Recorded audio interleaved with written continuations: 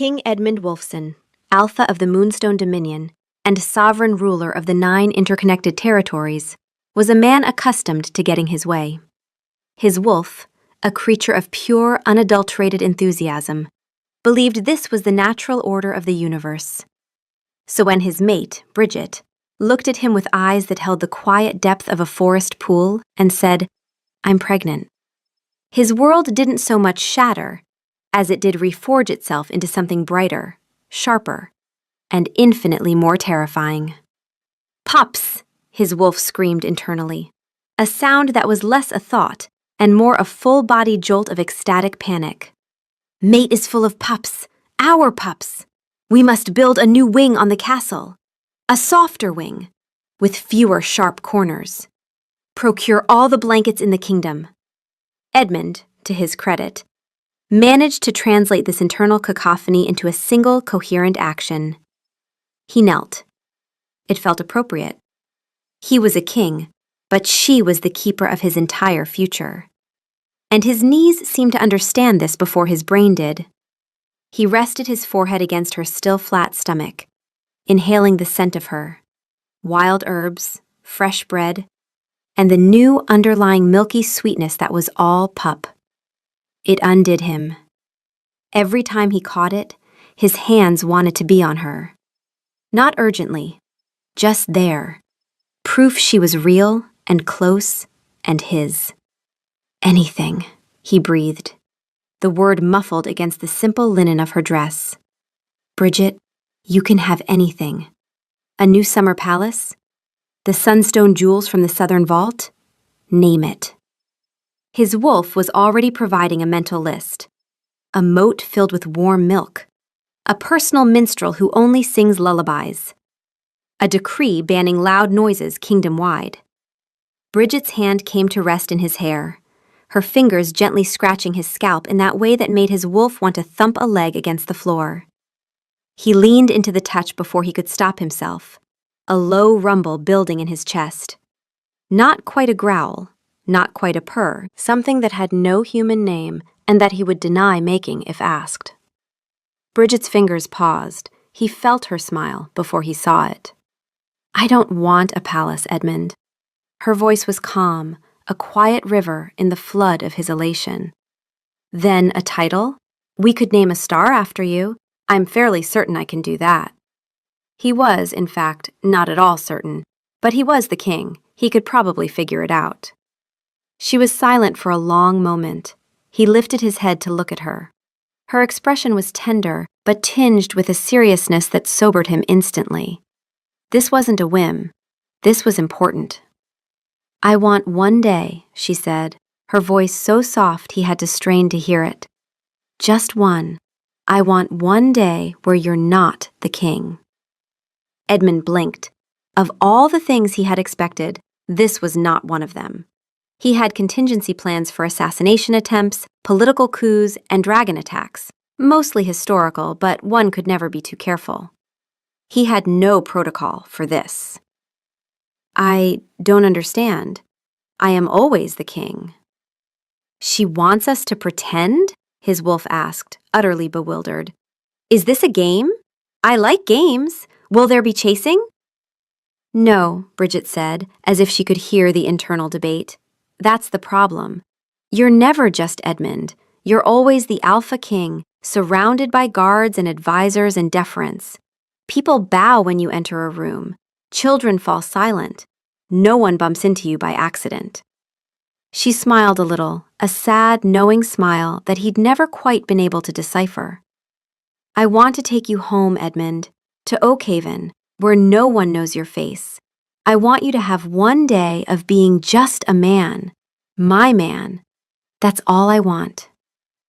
The request was so simple, so utterly bizarre, that he couldn't refuse. It was a puzzle, and he was intrigued. Besides, his mate had asked. His wolf was already mentally packing a non-regal picnic basket. "All right," he said, rising to his feet and taking her hands. He pulled her close. Not because the moment required it, but because her scent was doing something to him that it had been doing since the day they'd met and showed no signs of stopping. His thumb traced the inside of her wrist. One day, as Edmund, no crown, no guards, no king. He grinned, feeling a thrill of novelty. How hard can it be? It turned out hard was an understatement. The first challenge was clothing. Kings, he was discovering, do not own normal clothes. They own state robes, formal tunics, ceremonial armor, and slightly less formal but still obviously royal tunics. His beta, Gideon, a man whose primary function was to be perpetually exasperated by his alpha, was tasked with procuring a disguise. Gideon had returned with a pile of beige and brown fabrics that looked suspiciously like they'd been liberated from a stable hand's laundry. "This," Edmund said, holding up a rough-spun tunic that smelled faintly of oats, "is an insult to weavers everywhere." "It's called blending in, Your Majesty," Gideon said, leaning against the doorframe of the king's chambers, arms crossed. He was enjoying this far too much. The goal is for people not to notice you. Wearing your silk tunic embroidered with the royal crest tends to be a bit of a giveaway. "It is itchy," Edmund's wolf complained as he pulled the tunic over his head. "Mate will not appreciate us in an itchy tunic. She prefers velvet." "The boots," Edmund grumbled, looking at the scuffed leather things Gideon had provided. "They look pre-worn." "That's the point. They're my second-best boots. You'll be walking on dirt, like a peasant." Gideon said the word peasant with a theatrical flourish. "Do try to bring them back in one piece." The cobbler took a month to get the fit right. Bridget entered then, a simple cloak over her shoulders and a small satchel in her hand. She took one look at him and her lips twitched. "You look rustic." "He looks like he's about to be arrested for vagrancy," Gideon supplied cheerfully. "The boots are too tight," Edmund announced, wiggling his toes. "They'll stretch," Bridget said, her eyes dancing. "Come on, Edmund. Our day is waiting." They slipped out of the castle through a postern gate used by the kitchen staff, a route Bridget knew from her early days at the palace when she was just a visiting healer. The lack of guards felt both liberating and deeply wrong. Every rustle in the trees, every distant bird call sent a jolt through him. His senses, honed for threats, were screaming at him. "Danger!" his wolf yelped as a squirrel dropped a nut from a branch overhead. "Assassin squirrel! Protect the mate! Protect the pups!" "It's a squirrel, Edmund," Bridget murmured, tucking her arm through his. "It's not after your throne." "It might be," he muttered, but he relaxed into her touch. His hand found the small of her back, settling there with a possessiveness that had nothing to do with the squirrel. The warmth of her seeped through the thin cloak, and his wolf hummed with a contentment so total it bordered on stupid. He noticed, as they walked, that Bridget moved differently out here.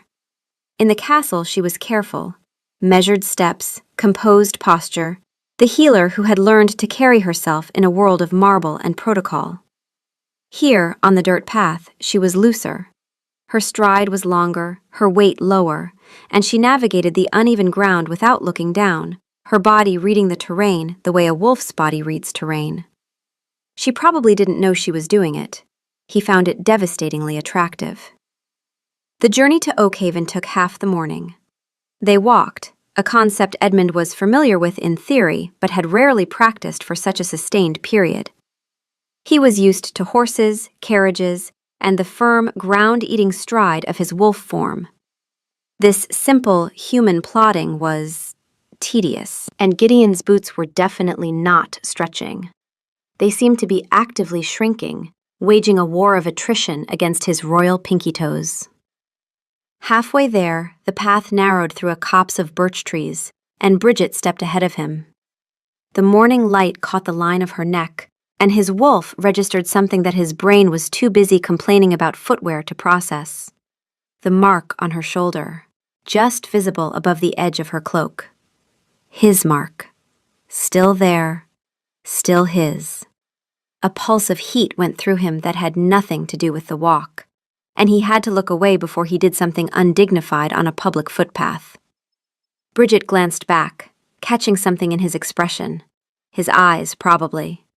They did things he couldn't always control. "Edmund, we haven't even arrived yet." I didn't say anything. Your eyes went gold. It's the sunlight. It is overcast. He cleared his throat and focused very intently on the road. Oakhaven wasn't on any major trade road. It was nestled in a valley carved by a tributary of the Great River, a cluster of stone and timber houses built in the shadow of a colossal, petrified oak tree that gave the village its name. Its ancient, stone-gray branches reached for the sky like the fingers of a sleeping giant, and the villagers had built their lives around its massive, root-laced base. It was quaint. It was peaceful. It smelled of wood smoke and damp earth and baking. And nobody bowed. This was the first true shock. They walked down the main path and people nodded or smiled or simply went about their business. A group of children chasing a runaway chicken darted past them, and one of them, a small boy with a shocking mop of red hair, bumped squarely into Edmund's leg. The boy, Finn, didn't even look back. "Sorry," he yelled over his shoulder, his focus entirely on the fleeing poultry. Edmund froze. It was as if he'd walked into a wall. No one had ever just bumped into him. People gave him a wide berth. The air around him was usually a 10-foot radius of pure deference. To be treated as a solid, unmoving object, like a post or a barrel, was a novel and deeply unsettling experience. "The audacity," his wolf snarled. "That small human collided with the king. We should have him sent to the—" "Wait, what is the punishment for bumping? I do not believe we have a law for that." Bridget squeezed his arm, her eyes sparkling with suppressed laughter. "See? No deference. Isn't it wonderful?" "It's disorienting," he admitted. Her first stop was the bakery. The smell wafting from it was divine, a complex perfume of yeast, sugar, and char. A stout woman with flour dusting her eyebrows looked up as they entered. "Bridget, it's been too long, girl. Your aunt said you might be visiting." "Hello, Martha," Bridget said warmly. "This is my husband, Edmund." Martha's eyes flicked to him, a quick, appraising glance that took in his cheap tunic and ill-fitting boots. He saw the flicker of judgment in her eyes. He's not good enough for our Bridget. It was another sensation he'd never experienced. He was used to being the ultimate prize, the alpha king. To be judged and found wanting by a village baker was humbling. "He's a big one," Martha noted, her tone non-committal. "Well, welcome to Oakhaven, Edmund." "I'd like a loaf of the honey oat, please," Bridget said. Then she turned to him, pressing a few small copper coins into his hand. "Edmund, would you mind paying?" It was a test. He knew it. He stepped forward, holding the coins. This should be simple. He managed a treasury that spanned a continent. Surely he could buy a single loaf of bread. He held out the coins. "We will take the bread," he announced, his voice imbued with the natural authority he couldn't quite shed. Martha just looked at his outstretched palm. "That'll be 3 coppers, love." He looked down. He had 5 coins. He carefully selected 3 and placed them on the counter. Martha scooped them up, wrapped the warm loaf in a bit of cloth, and handed it to him. He had done it.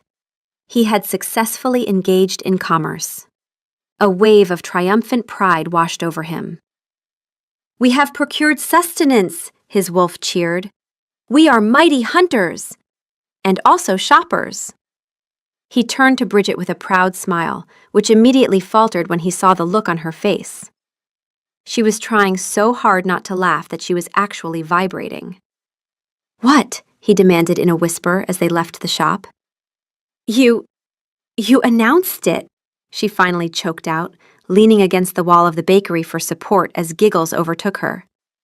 "You said, 'We will take the bread,' like you were requisitioning it for an army. And you just stood there holding the money out like you were waiting for her to kneel and accept it as tribute." His cheeks grew warm. "I did not." "You did! Oh, Edmund, you were so regal, so commanding. So utterly clueless. She wiped a tear of mirth from her eye. Thank you. That was the best laugh I've had in months. She was still laughing when he caught it, a low sound underneath the giggles, almost a growl, but warm. Her wolf amused. It happened sometimes when she laughed hard enough, the sound layered, the human and the animal overlapping for just a second. She never seemed to notice. He always did. He found he couldn't be annoyed. Her laughter was like sunlight, and he had caused it, even if it was at his own expense. He broke off a piece of the warm bread and handed it to her. When she took it, her fingers brushed his palm, and she held the contact a beat longer than necessary. Just enough. He felt it all the way up his arm. It was, he had to admit, the best bread he had ever tasted. Probably because he had, in his own clumsy way, earned it. Bridget's childhood home was a small cottage tucked right against one of the giant moss-covered roots of the stone oak. Her aunt, a woman with the same kind eyes and quiet strength, greeted them with hugs and a pot of steaming herbal tea. The house was tiny but clean and cozy. It was one main room with a sleeping loft above. Compared to the sprawling, echoing halls of the palace, it felt impossibly small, yet more full. After tea, Bridget's aunt mentioned that a section of the fence for her goat pen had come down in the last storm. "Don't you worry about it, Elspeth," Bridget said. "Edmund can fix it." She said it with such casual confidence that he almost believed it himself. There was something else in it, too. A pride, almost territorial, the way her hand rested briefly on his shoulder as she said his name. A small, quiet claim in front of the aunt who had raised her. This one is mine, and he is capable. Her scent shifted when she did it, just slightly, warmer, proprietary. He doubted she knew. He was the king. He had overseen the construction of fortifications, aqueducts, and entire new city districts. A fence should be child's play. He was given a hammer and a handful of bent, rusty nails. The hammer felt alien in his hand. The last time he'd held one, it had been a ceremonial silver mallet used to lay the first stone of the new royal library. This one was heavy, wooden, and smelled of its previous owner's sweat and toil. He later learned it had been Bridget's father's. The thought sent a strange pang through his chest. He approached the broken section of fence. A single wooden rail had split and fallen. The task was simple. Remove the broken piece, find a new piece of wood, and nail it into place. He spent 10 minutes trying to pry the old nails out with the claw of the hammer, his knuckles scraping against the rough wood. His wolf, utterly useless in this situation, offered helpful commentary. "Perhaps if you growl at the nails, they seem disrespectful. A show of dominance is required." A young man who had been mending a fishing net nearby watched him for a few minutes, his expression a mixture of pity and amusement. Finally, he ambled over. "You want to use the other end of that piece of wood for leverage, friend. Like this." He took a spare plank, wedged it under the broken rail, and with a single practiced grunt, popped the entire section free. "There you go." Edmund stared at the man, then at the simple physics he had just witnessed. It was infuriatingly elegant. "Thank you," he said, the words tasting like ash. He, the king, who had studied siege engineering and military strategy, had just been schooled in basic mechanics by a fisherman. The rest of the repair was a comedy of errors. He hammered his own thumb, a jolt of shocking white pain that made him curse loud enough to startle the goats. He dropped the nails 3 times. When he finally got the new rail in place, he stepped back to admire his work and saw that it was noticeably crooked. It would hold, probably, but it listed to the left, an affront to symmetry and order. Bridget found him staring at it, nursing his throbbing thumb. "It's fixed," he announced, trying to sound proud. She walked over, her healer's eyes taking in the crooked rail, the fresh scuff marks on the posts, and his bruised thumb. She didn't laugh this time. She reached out and gently took his hand, examining the swelling digit. Her thumb pressed into the meat of his palm, healer's instinct, clinical. But his wolf didn't care about the clinical part. Her hands were on him. She smelled like home and that new milky sweetness and the faint salt of the afternoon. A growl started in his chest and he swallowed it, but not before she looked up, her eyes catching his. For a moment, neither of them was thinking about the fence. "My father hated fixing fences," she said softly, her voice distant. She didn't let go of his hand. He was a stonemason by trade. He had good hands, strong and clever. But the Lord's tithe was always so high, he had to farm a plot of land as well, just to make ends meet. He wasn't a farmer. He wasn't a carpenter. He spent his evenings doing work he was bad at, just to keep us fed.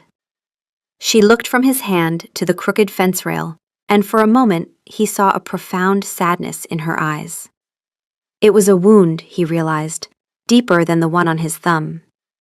He had a sudden, visceral image of another man, years ago, standing in this exact spot, equally frustrated. His hands not meant for this kind of work. He looked at the hammer, his father-in-law's hammer. He hadn't just been fixing a fence. He had been walking in a ghost's footsteps. The thought was deeply unsettling. He wanted to ask more, to understand the shadow in her voice, but her aunt called them for the midday meal, and the moment was lost. Lunch was a simple stew eaten from wooden bowls. There were no spoons. When he looked around for one, Bridget's aunt just laughed. "The good Lord gave you a piece of bread for that, son." He watched as they tore off chunks of bread and used them to scoop up the thick, hearty stew. He tried to imitate them, but his first attempt resulted in a sodden piece of bread collapsing and splashing stew onto his already disreputable tunic. His wolf was appalled. "This is undignified. We are the Alpha King. We do not have soup on our shirt." By the time he finished, his hands were sticky, his face was probably smeared with gravy, and he was full. It was a strange combination of feelings. In the afternoon, the village men gathered under the stone oak for a game of cards. It was a weekly tradition. He was invited to join, a gesture of inclusion that felt surprisingly good. The game was a raucous, complicated affair called Beggar the King. The irony was not lost on him. He was a master of strategy. He had played games of diplomacy with cunning emissaries from rival packs, his mind always 3 moves ahead. He expected to dominate. He lost, spectacularly. He lost to Dot, an old woman with mischievous eyes and fingers as gnarled as the oak roots she sat on. She seemed to know what cards he held before he did. She bluffed with theatrical sighs, won with a triumphant cackle, and raked in the small pile of pebbles they were using for stakes. "You think too much, big fella," she told him, patting his arm after taking his last pebble. "In this game, you gotta feel the cards, not count 'em." He sat there, pebbleless and bewildered, while the other men roared with laughter. He had been outmaneuvered by a grandmother. He looked over at Bridget, who was sitting with the other women, mending a blanket. She caught his eye and gave him a small, sympathetic smile.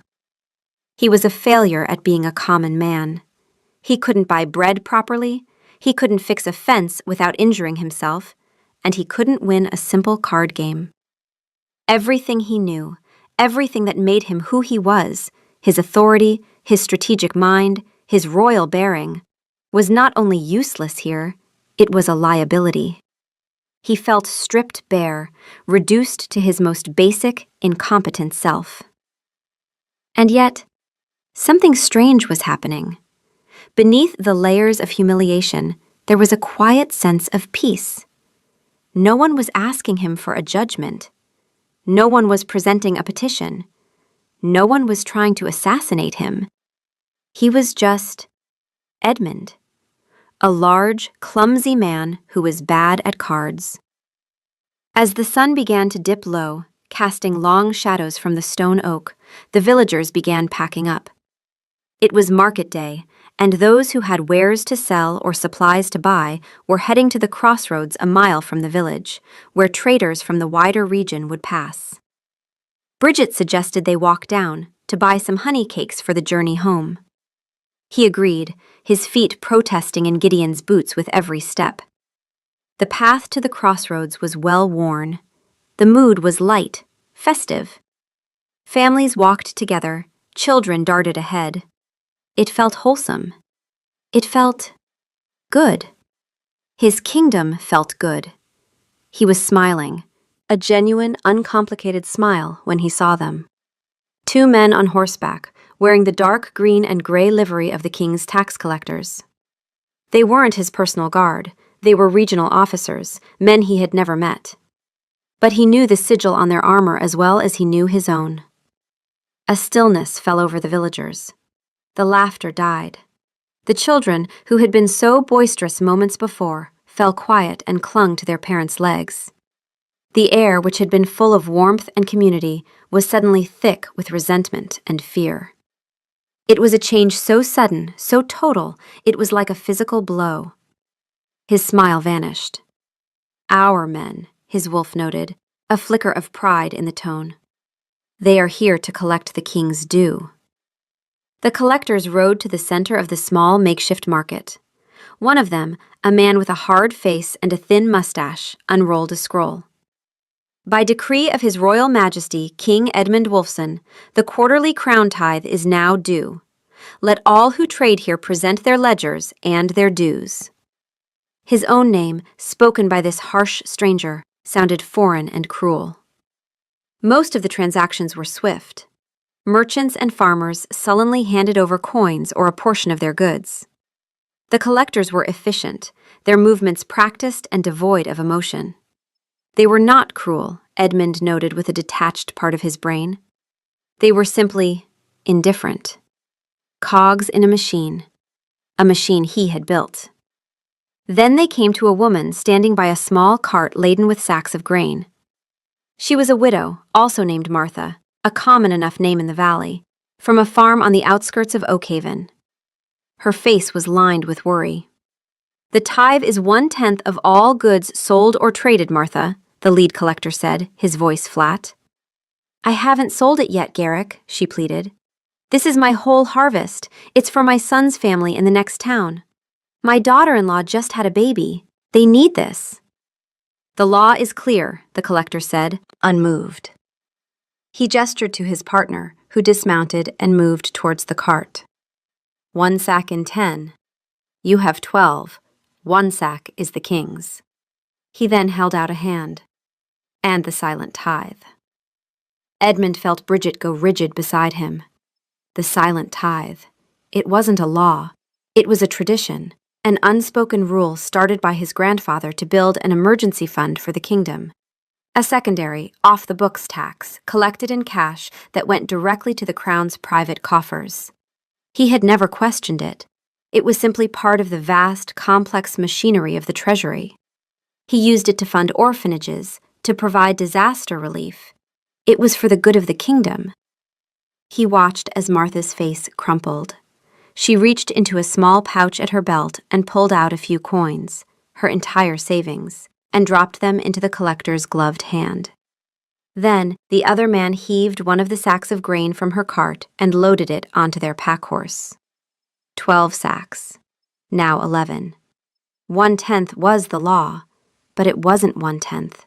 It was 1/12 of her total, and that was before the cash. His mind, so good with strategy and numbers, did the cold calculation. The law was a lie. The way it was applied, the percentage was higher. And that was before the secret tax that bled her dry. The widow didn't weep.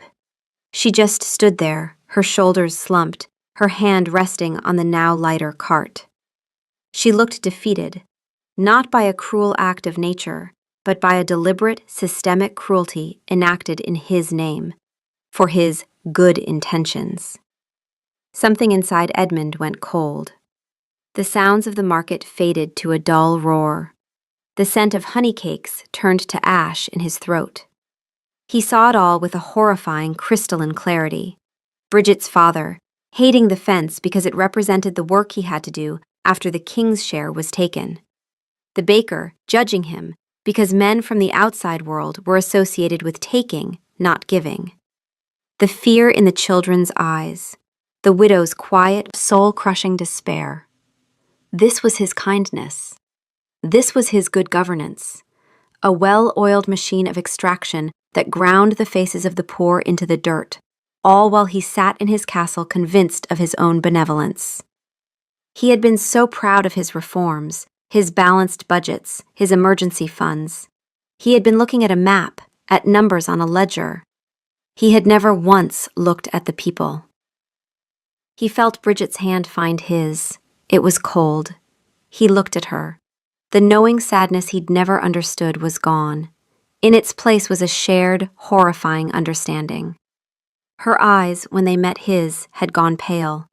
Not gold like his, but that washed-out gray-green her wolf turned them when something cut deep enough to reach the animal underneath. He had seen that color exactly twice before.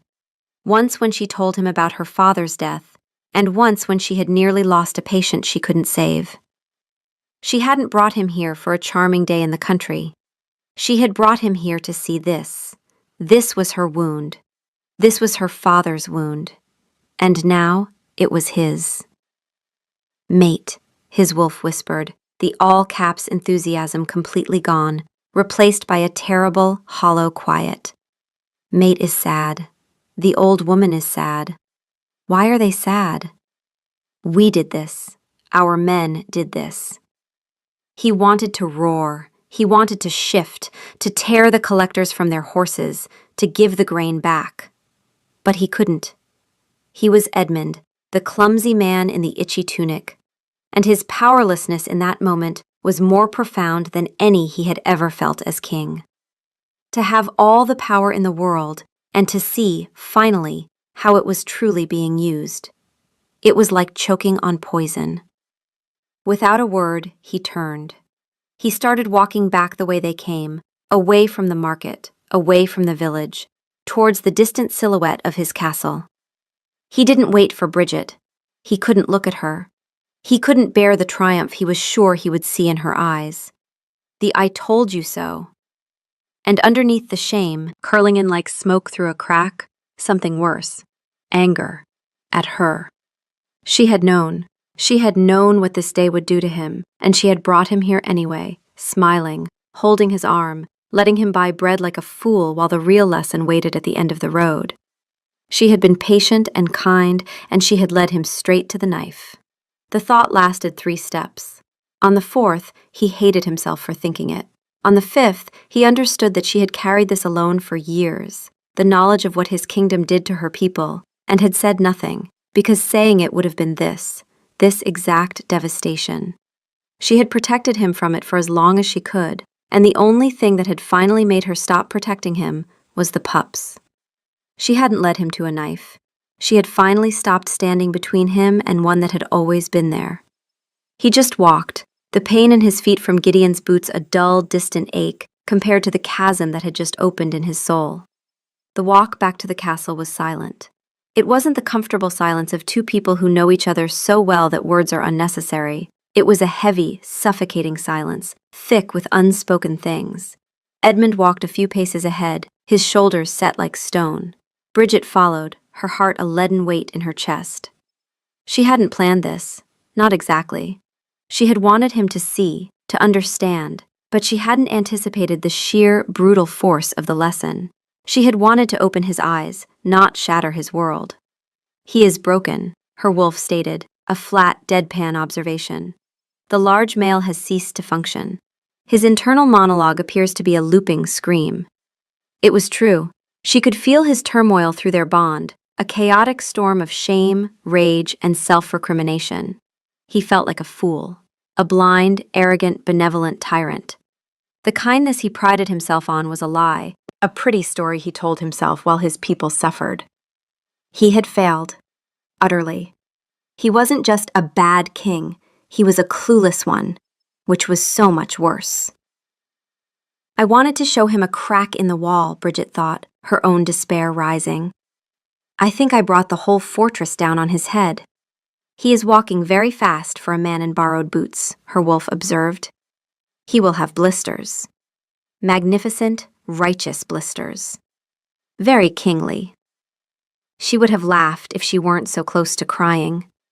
She had watched her father work himself to death, his strong stonemason's hands gnarled and clumsy with a farmer's tools, his spirit slowly eroded by the constant, grinding pressure of a system that took and never gave back.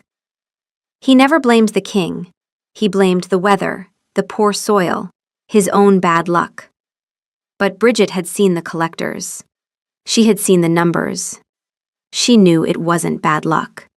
It was policy. She had fallen in love with Edmund, the man, whose kindness was as vast and genuine as the sky. But she had always been wary of the king, the institution. She never told him about her father, about the quiet desperation of Oakhaven. Because how could she? How could she tell this good, earnest man that his entire life's work, the legacy he was so proud of, looked like a boot on the neck of her people? It would have been a cruelty. So she'd chosen avoidance, her lifelong shield. Until the pups. The thought of her own children, of a new generation living under that same quiet pressure, had finally given her the courage to act. But now, watching the rigid line of his back, she feared she had miscalculated. She had forced a confrontation he wasn't ready for, and in doing so, she might have broken the very man she loved. Halfway home, her foot caught on a root. She stumbled, not badly, but enough. Edmund stopped. He didn't turn around, but he stopped. She watched his shoulders rise and fall with a single, deliberate breath. Then he turned, and his face was wrecked. Grief, fury, shame, all of it naked. But his hand was already out, reaching for her, steadying her, making sure her footing was solid before he let go. She recovered faster than a human woman in her condition should have, her balance correcting itself with that fluid, animal sureness that she probably didn't even register. But he registered it.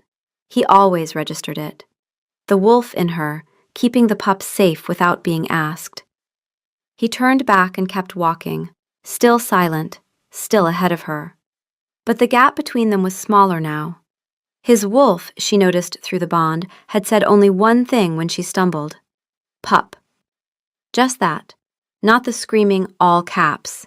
Just a single, terrified syllable. It nearly undid her. When they reached the castle, slipping back through the same kitchen gate, the sun had long set. The borrowed clothes felt like costumes from a play that had ended in tragedy. Edmund didn't speak. He walked straight to his study, the heavy oak door closing behind him with a sound of finality. Bridget stood alone in the hallway, the silence of the castle suddenly more oppressive than the silence on the road. She stared at the closed door. She had spent years as a healer. She knew how to lance a wound, clean it, pack it, and let it drain. She had never once considered what it felt like to be the knife. Well, she thought, with the grim clarity that arrives only when everything has gone catastrophically wrong, at least he took the boots off first. No, wait, he didn't. He's still wearing Gideon's boots. He is going to brood in Gideon's boots. This is somehow the detail that is going to break me. She had asked for one day. She was terrified she had just ended all their days together. She went to their chambers, her body aching with a weariness that went bone deep. She had never felt so alone in the cavernous room. She curled up on the bed, her hand resting on her belly, and for the first time allowed herself to weep. For her father, for the widow Martha, and for the kind, good man she had just shown a monster to in the mirror. And, finally, underneath all of it, for herself. For the years she had spent loving a man she couldn't be fully honest with. Every time he told her about a new reform, a new project, a new allocation from the Treasury, she had smiled and nodded and felt the distance between them grow by exactly one silence. She had become an expert at that distance. She had furnished it, decorated it, made it livable. She had told herself it was protection, his, hers, theirs. But it wasn't. It was a wall she had built with her own hands, and she had lived behind it so long she'd almost forgotten what it felt like to stand in the open. Today she had torn it down, and the open air was freezing. The large mail will return, her wolf said, with the quiet certainty it reserved for things it considered obvious. He is dramatic, but he is not stupid. Also, he left his good boots here. He will at minimum return for the boots. It was such a stupid thing to find comforting. She pulled a pillow over her face and wept harder. But somewhere inside the weeping, the knot in her chest loosened by exactly one thread. Edmund didn't go to bed. He didn't summon his advisors. He sat in his study, in the dark, the crooked fence rail more vivid in his mind than any tapestry in the castle. He saw his own hand, bruised and swollen from the hammer. He saw Bridget's father's hand, calloused and broken. He saw the widow's empty hand, dropping the last of her coins. "We failed," his wolf said, the voice small, stripped of all its usual bluster. "The pups will have a failure for a father, a king of fools." He sat with that for a long time. Then his wolf, because it was still his wolf, added, "We are also still wearing the itchy tunic. And the boots. The boots are still on. We have forgotten to remove Gideon's boots." He looked down. He was, in fact, still wearing the entire outfit. He had walked into the seat of power of the 9 territories dressed as a stable hand, and no one had said a word because everyone was terrified of him. The absurdity of it, the sheer ridiculous image, cracked something open in his chest. Not a laugh, not yet. But the space where a laugh might eventually live. He took off the boots. His toes sang with relief. Then he lit a single candle and went to the archives, a place he usually sent scribes. He pulled the tax ledgers himself. For Oakhaven. For the surrounding villages. For the last 50 years. He worked through the night, the only sounds the rustle of parchment and his own harsh breathing. At some point around the 3rd hour, he realized he was sitting on the stone floor of the archive with scrolls piled around him like a nest. His wolf, which had been uncharacteristically quiet, finally spoke up. "We are nesting," it said. "We are nesting in bureaucracy. This is the worst nest. 0 out of 10. The mate would be appalled." He ignored it and pulled another ledger. The numbers told a story, a brutal, undeniable narrative. The crown tithe, the official 1/10, was manageable. But then came the assessments, the fees, the transport levies. And then, layered on top of it all, the silent tithe. He tracked its inception to his grandfather, a hard man who had forged the kingdom through war and mistrust. He'd created the fund to guard against famine and invasion, a dragon's hoard for a rainy day. His own father had maintained it, and Edmund had continued the tradition, using the funds for projects he deemed worthy. The Royal Library, the new wing of the Healers' College in the capital. Grand, noble projects that benefited the kingdom, but which meant nothing to a woman trying to feed her grandchildren. The truth was a physical weight. The silent tithe wasn't an emergency fund. It was a slush fund. And it was balanced on the backs of the poorest of his subjects. The farther a village was from the capital, the more aggressively the silent tithe was collected. It was a system designed to be invisible to him, to keep the heart of the kingdom prosperous and peaceful while bleeding the extremities dry. By dawn, the floor of his study was covered in scrolls. His eyes were gritty from lack of sleep. His hands were stained with ink. And he finally understood. He didn't summon the full council. He summoned one man. Lord Harlan Blackwood, his chief advisor, the man who had mentored him since he was a boy. Harlan was old, shrewd, and a staunch traditionalist. He was the architect of the kingdom's current stability. Harlan entered the study, his face a mask of concern. "Your Majesty, you look unwell. The guards said you never went to your chambers." "I've been reading, Harlan," Edmund said, his voice raw. He gestured to the sea of parchment. "An education." Harlan's eyes scanned the open ledgers. A flicker of understanding, and then disapproval, crossed his face. "These are trivial regional accounts, sire. Matters for the treasury clerks. Trivial? Edmund's voice was dangerously soft. He picked up a scroll. This trivial account shows that the village of Oakhaven has paid an effective tax rate of 34% for the last decade, once all levies and tithes are accounted for. Is that trivial, my lord? Harlan's lips thinned. It is the cost of stability, sire. The capital must be strong. The army must be paid. The kingdom must have reserves. Your grandfather understood this. A strong heart can sustain weak limbs. A weak heart kills the entire body. These are not weak limbs, Edmund roared, slamming the scroll down on his desk. They are my people, my mate's people. We are not sustaining them, we are devouring them.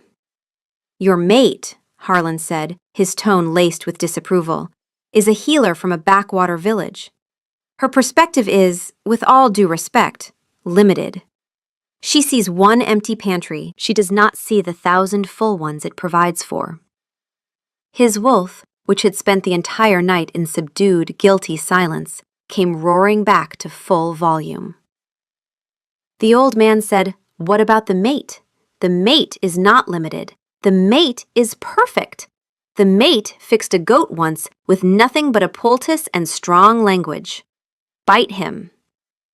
Edmund did not bite him, but the urge was noted and filed for future reference.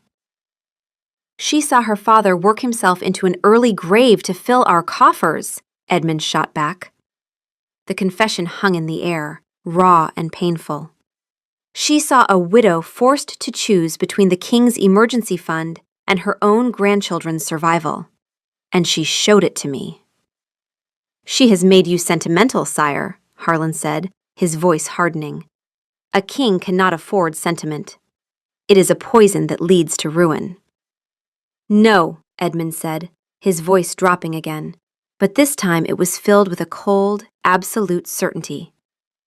No, Harlan. Sentiment is what I was running on before. The sentiment that I was a good king. The idea that my intentions were enough. What I have now is not sentiment. It is knowledge. It is truth. And it is going to change everything. He paused, then added, almost to himself, I bought a loaf of bread yesterday, Harlan.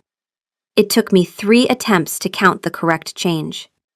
And it was, without question, the most useful thing I have done as a man in the last decade. Harlan stared at him as though he had announced his intention to abdicate in favor of the goats. Edmund walked to the wall where his father's ceremonial sword hung. He ignored it. Instead, he opened a chest in the corner, one that held mementos. He reached inside and pulled out a heavy, worn hammer.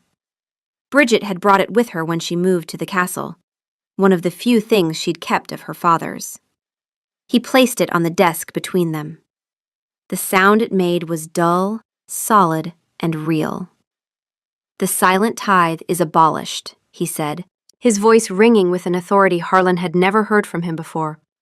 Effective immediately. A royal courier will ride out today with the decree. Harlan paled. Sire, you can't. The treasury depends on it. It would be chaos. Second, Edmund continued, ignoring him, all regional tax collection will be overseen by a new royal commission. Its first members will be a farmer, a fisherman, and a village baker, from Oakhaven. This is madness. You would put the treasury in the hands of peasants?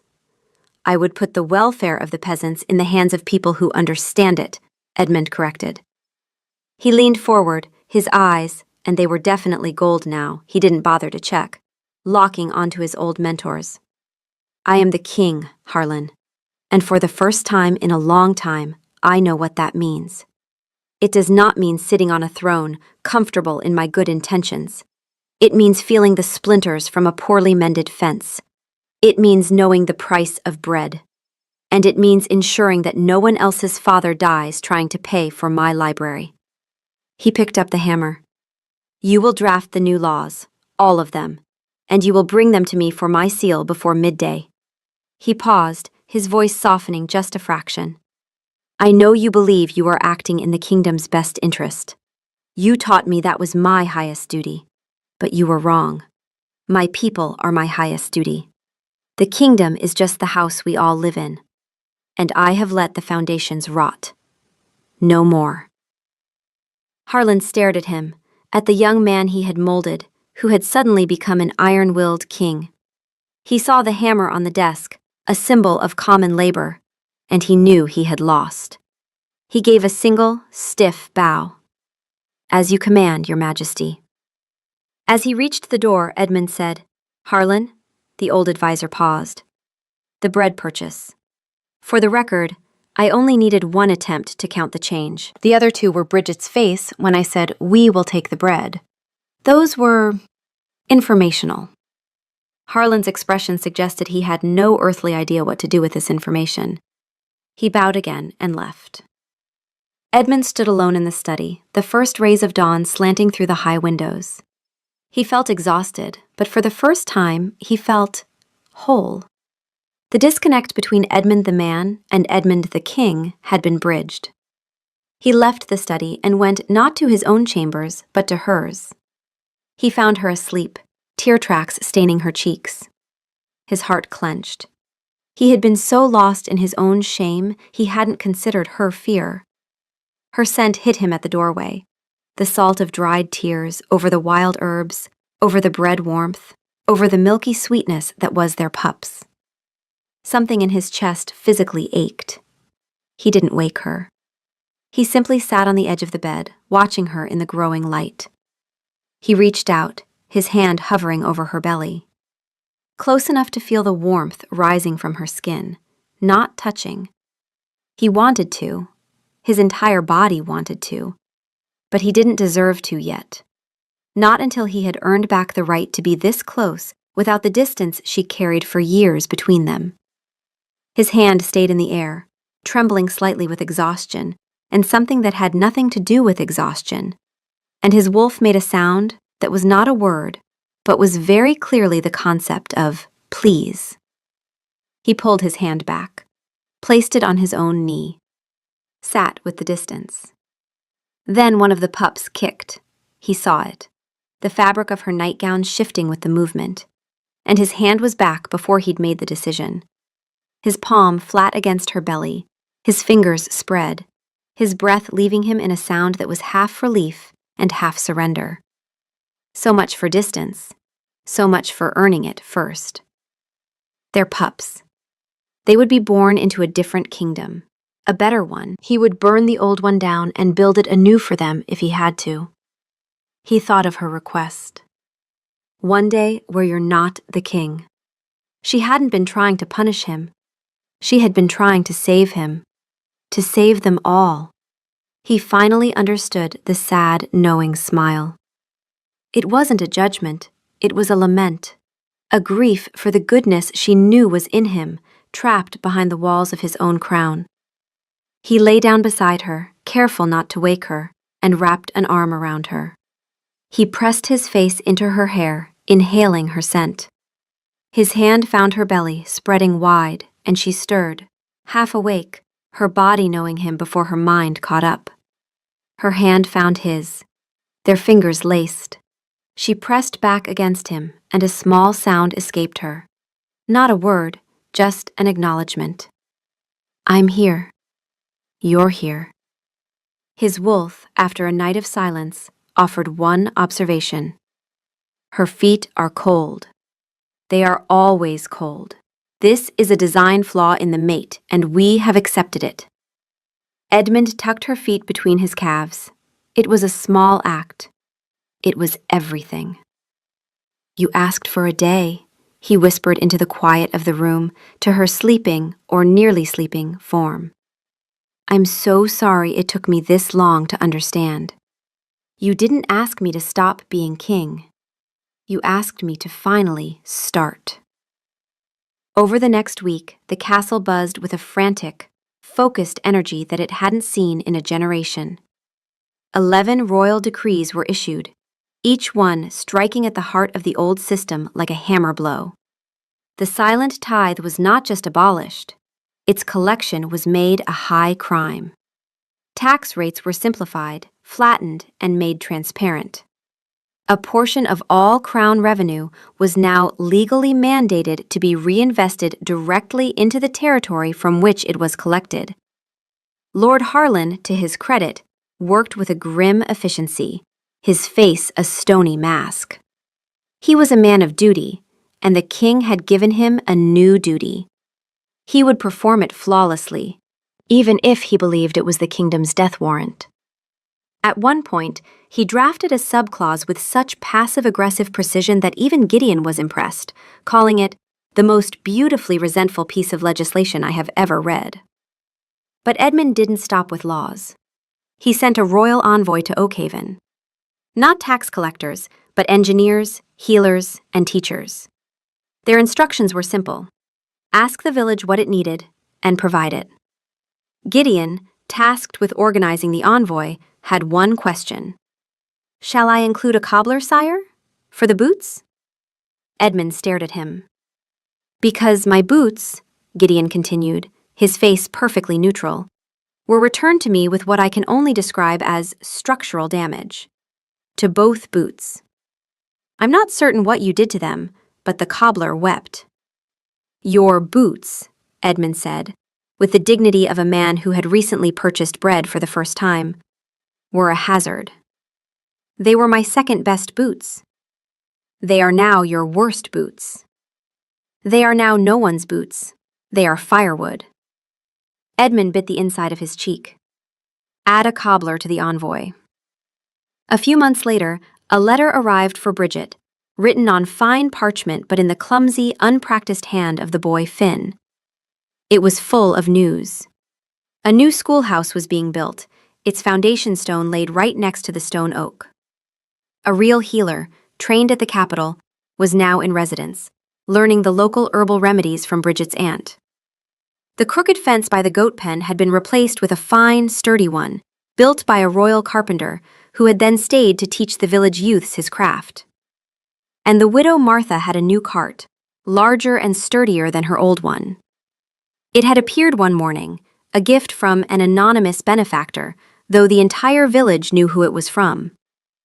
The letter also mentioned that the king's regional tax collectors, Garrick and his partner, had been reassigned to a remote northern garrison to contemplate their civic duty among the ice floes.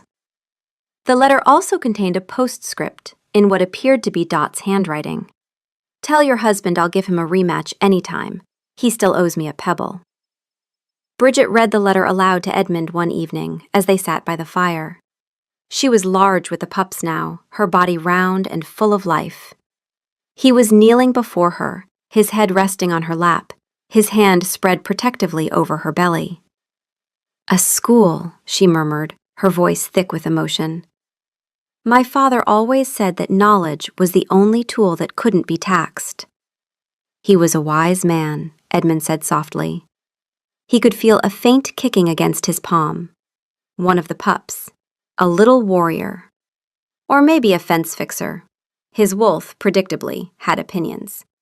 "That one is strong. That is clearly the alpha pup. Also, the other one is strong. They are all the alpha pup. Every pup is the best pup." "You gave them a school, a healer, a tax exemption," Bridget listed, her fingers tracing the line of his jaw. He turned into the touch, his eyes half closing. Even after everything, the shame, the reform, the late nights with ledgers, this was what brought him back, her hand on his face, the steady, quiet certainty of her. "I asked for one day, Edmund," she paused. "You could have just bought me the jewels. It would have been much less work for both of us." "You don't want jewels." "No, but I also didn't want to spend 3 months watching you personally audit the tax code of every village in the Eastern Territories while muttering about transport levies in your sleep." "I do not mutter." "You mutter. Gideon has confirmed this. He says you also growl at scrolls that displease you, which is apparently all of them." He opened his mouth to deny this, realized he could not, and closed it. He turned his head, pressing a kiss into her palm. He looked up at her, his eyes clear and full of a love so profound it still sometimes stole her breath away. You didn't ask for a day, he said, his voice quiet but absolute. You gave me my reign. You gave me my purpose. Everything before that was just wearing a crown. He smiled, the easy, uncomplicated smile she'd seen for a fleeting moment in the village, right before his world had broken. But it wasn't fleeting anymore. It was his new foundation. You asked for one day where I wasn't the king, he continued. Instead, you gave me a lifetime of learning how to be one. For you. For them. He pressed his ear to her belly, closing his eyes. For all of us. His wolf, as if on cue, provided a final contribution. The pup is kicking our face. This is insubordination. We are so proud.